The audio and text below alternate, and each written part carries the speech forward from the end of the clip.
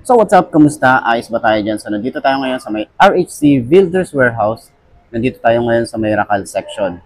So meron silang available dito. Nandito pa yung branch ng Rakal Motorcycle. So ano nga ba yung pwede natin i-vlog dito at papakita ko sa inyo ano nga ba yung kanilang bagong motorcycle ngayon. So meron nga pala dito RVX na mukha siyang Aerox tingnan. Okay, so ikutan natin to at least maibigay natin sa inyo yung presyo at yung specification na ito. Available lang po sila sa cash.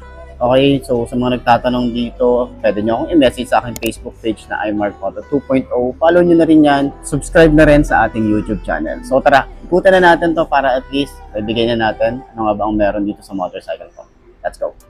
Where did you go? We used to be kids, now I feel so grown. I miss being free to be me, not alone. I used to have friends, but we don't talk anymore. I guess that's on me, I got busy. I used to drink soda, now I switched to whiskey. I didn't want time to pass, but time is fast. I just wish you were more than memories.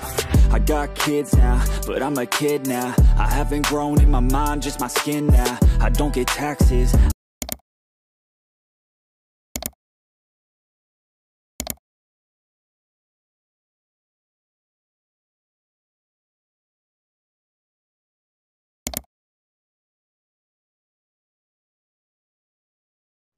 So ayun na mga boss, no, sa lahat ng mga nagtatanong, magkano nga ba ang ganitong motorcycle tayo nagkakahalaga ng 89,000 kapag kinuha nyo ng cash? Magiging available na rin yung ating finance dito. So medyo hintay-hintay lang tayo dun sa mga gustong kumuha ng hulugan. Pero sa ngayon, cash available pa lang po ang motorcycle na to. So sa tingin nyo, sulit nga ba ang presyo niya ngayong 2025? And sa mga nakagamit na nga pala ng version 1 nito, kamusta naman? Okay, meron tong version 1. So ito na yung naging version 2 ngayong 2025. So sa tingin nyo, sulit nga ba ang forma nito at yung presyo?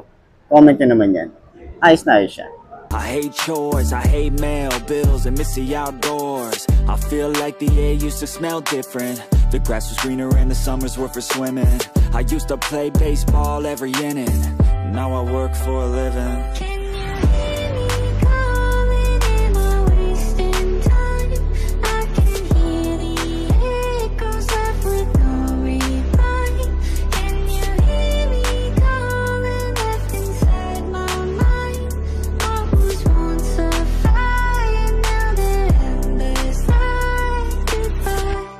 Watch more podcasts and hear less music. My brain feels different and I don't wanna lose it. I try to stay healthy but I'm tired all the time, cause there's too much on my mind. Got into meditation, just try to be more patient. So ayun mga boss, no, ngayong 2025 nakita natin itong RVX. Okay, RVX 150 ang forma yata nito or cc nito, pero hindi ko pa kasi sure or hindi ko pa siya nakikita talaga kung ilang cc ang motorcycle na to. Sa mga nagbabalak bumili ng ganitong motorcycle, available po dito sa may, dito po yan sa may Angat. Okay, madali lang naman siyang hanapin. Malaking warehouse po ito. Okay, makikita nyo may Rakal agad na picture ni Tatay J. So, ayan, ano nga ba ang meron dito sa motorcycle na to? Alam naman natin, inspire siya sa forma ni Aerox version 2. Okay, so ito yung forma niya ngayon, pero tingin ko mas maraming dinagdag dito si Rakal. Sa headlight niya, tingnan niyo naman yung headlight na to. Halos same talaga dun sa version 2. And then sa harap naman, meron din tayong maliit na windshield. Okay, and then sa kanyang front, naka-disc brake na rin tayo dito.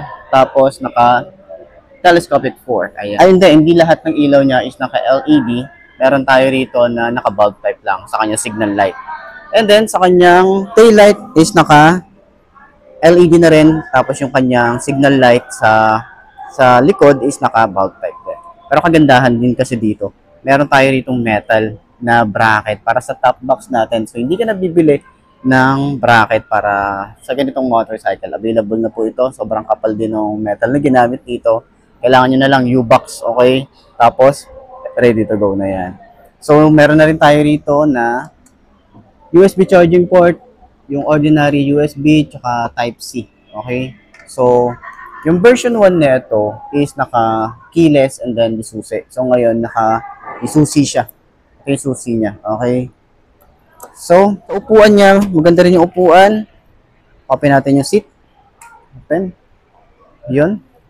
Maluwag din yung ating compartment dito. So, tingin ko, kasya dito. Half face helmet. Okay.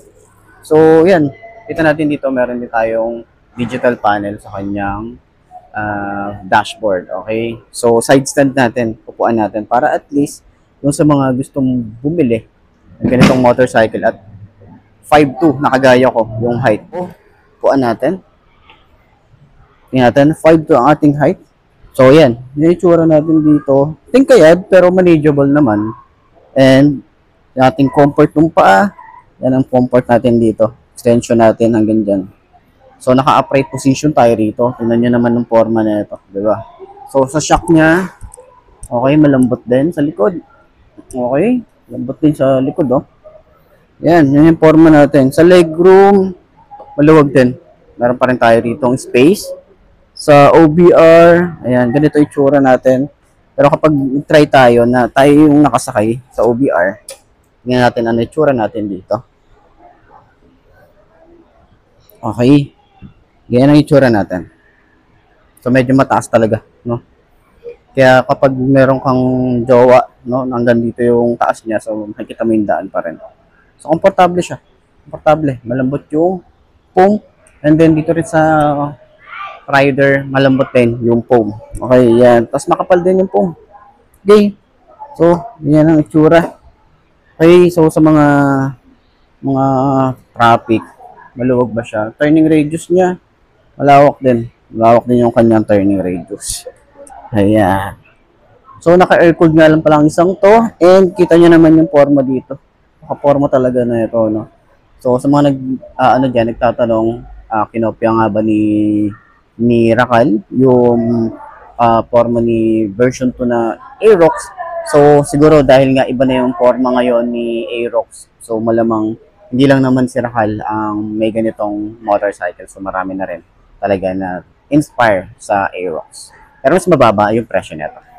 So ayun, center stand natin kung magaan din ba siya, pero yung motor kasi pag itatayo mo siya mabigat, oo, pero pag sinasakyan mo na talaga siya, magaan siya. Tapos, pag sinusenter stand, medyo mabigat, pero goods lang.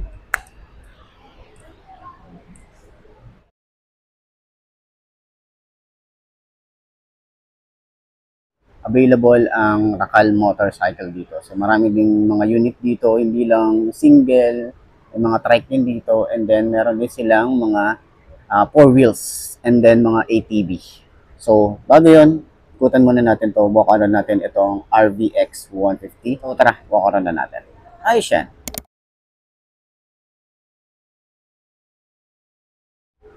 So ayun na nga, dito sa front, kita nyo naman meron tayo rito na maliit na windshield. Okay, wala nga lang silang logo dito. Sana dito lagyan ni Rakal ng logo nila. Okay, tapos yung mga decals niya, ito may RVX lang siya dito. Tapos di ko lang din sure kung anong CC to kasi walang nakalagay na CC. Kung anong CC siya. Okay, so medyo clueless din talaga ako pagdating sa brand ni Rakal. Dahil nga, bumabalik si Rakal sa market. Ito talaga, mga pambato talaga nila ngayon. So ayan, meron tayo ritong LED na headlight, daytime running light. Split type naman siya. And then parang meron tayo ritong carbon fiber finish. And then yung signal light niya dito sa side. Ayan. And then, naka-telescopic fork. Yung ating fender, flexible din naman. Maganda rin yung plastic na ginamit dito. Hindi rin siya ganun kakapal. Ayan. So, maganda yung mugs. Naka-paint na rin siya kung ano yung kulay ng fairings dito. Kulay red. Kulay red din yung kanyang mugs. Ayan. Kita nyo naman yan. Naka-single disc brake din tayo rito. Okay, dual pad caliper. Tingin ko, hindi pa siya naka-ano. Di ko lang din sure kung naka-CBS na siya, pero ayan, makita natin dito. Parang yung sa RFI natin. Tapos, naka-single disc brake, ito, speedometer sensor. U-Wanching yung kanyang brand, at yung size dito sa ating tires is 180 by 14. Ito ay naka-tubeless na rin. Ayan. So, dito sa side, meron tayo dito na decals. Ayan, minimalist lang din, tsaka sporty looking yung kanyang decals. Ayan. Ito yung RVX. Wala talaga siyang wala siyang cc, kung ilang cc, kung 155 ba o ano, wala siyang nilagay na gano'n. So, meron din tayong padding. Okay. Pwede nyo tanggalin yan, pwedeng linisan. Tapos, yung kanyang gas tank. Ayan. So, malaki din yung kanyang fuel capacity. And dito naman sa ating ignition, dito binubuksan yung fuel and then seat. Ayan. Ito yung kanyang susi. Ito yung itsura niya. Okay. Dito naman sa ating side pocket, meron tayo rito USB charging port. Dalawa naman yan. Pwedeng Type-C and yung ordinary USB. Ayan. Ayan. Naka-digital panel na rin tayo rito pero hindi ko kasi makikita kung ano yung mga nandito sa kanyang dashboard. Pero sana sa mga susunod natin na vlog kay Rakal is makita natin yung mga ilaw, yung dashboard, and yung taillight, and then kung ano yung mga function niya. Diba? So, ayan. Sa mga switches niya, maganda yung switches. Sumasabay din. And meron tayong kill switch dito. Park light, headlight, and off, electric starter, lever natin dito, makapal din. Yan, smooth naman din yan. Grip natin makapit. And then yung throttle, sobrang babaw din. Sa side naman, meron tayong flasher. High and low. Meron tayong signal light. And then busina. Ayan. So, sa side, dito sa ating upuan, meron tayo rito na stitches. And then, ayan, yung stitches niya rito. Buksan natin. Seat. Okay, ayan. Ganito naman ang itsura nung seat. Ayan. So, maganda rin yung leather. Makapal din yung foam. Ayan yung design niya rito. Tapos, makapal yung ano niya, foam niya kahit dun sa OBR natin. Inupuan natin niya kanina. So, meron na rin tayo rito na helmet hook. And then, mga basic tools. Meron na rin tayo rito. Battery. And then, kagandahan, meron na rin tayo ritong bracket para sa top box natin. Ayan. So, naka-air-cooled nga pala ang isang to. Mukha lang talaga siyang naka-liquid cooled, pero ayan, naka-air-cooled po siya. And then, meron na rin tong harang na goma para at least yung mga talsik ng putek, hindi siya masyadong madudumihan. Meron na rin tayo ritong tire hugger, naka-dual shock din tayo rito. Ang forma din yung design ng ating muffler. Ayan. Yung ating cover dito, stylish din yung datingan. Okay? So, naka-single disc brake din tayo rito at naka-single pot caliper tayo. Ayan. Yung size para dito sa likod, yung gulong niya ay 120/70 by 14. Naka-tubeless na rin ang isang to. Ayan. Sa taillight, ito yung itsura. Yan po ang itsura ng taillight niya. Ayan, no? Ayan. Ayan. Ayan, yun yung taillight po niya. And yung ating signal light dito. Flexible naman siya. Pero ingat pa rin tayo dito para sa mga parking. And then may plate light na rin tayo, reflector. Ating lagayan ng plate. Reflector, meron din tayo dito sa baba. Tapos malapad yung ating fender. Yan. Wala tayong kickstart dito, pero ito yung Motofino. Kung familiar kayo sa Motofino, sila po yung may gawa ng motorcycle na to. So may kill switch na rin tayo dito sa ating side stand. Okay?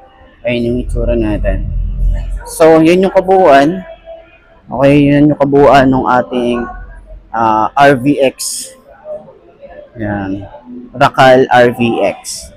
So, meron silang kulay red dito. Puntahan nyo na lang dito sa may Angat. Okay, so RHC Builders Warehouse. Angat. Okay, so, comment na naman kung nagustuhan nyo yung ating vlog for today. Ayos yan. So, ayun na mga boss, no? Ito na ba ang motor na mabagi sa'yo? Kung ito na nga, ay markahan mo na yan at mag-subscribe ka na sa aking YouTube channel. I-click mo na rin yung notification bell para updated ka sa lahat ng videos na upload natin. Dito araw-araw, so laging tatandaan, wala sa brand ng motor. Tatagal yan. Kung di na sa pag-aalaga mo yan, tatagal yan, ayos na ayos siya. So, kita ka na lang ulit tayo bukas. I'm Mark D. Ciao. Maraming salamat sa inyo. Babush. Haha.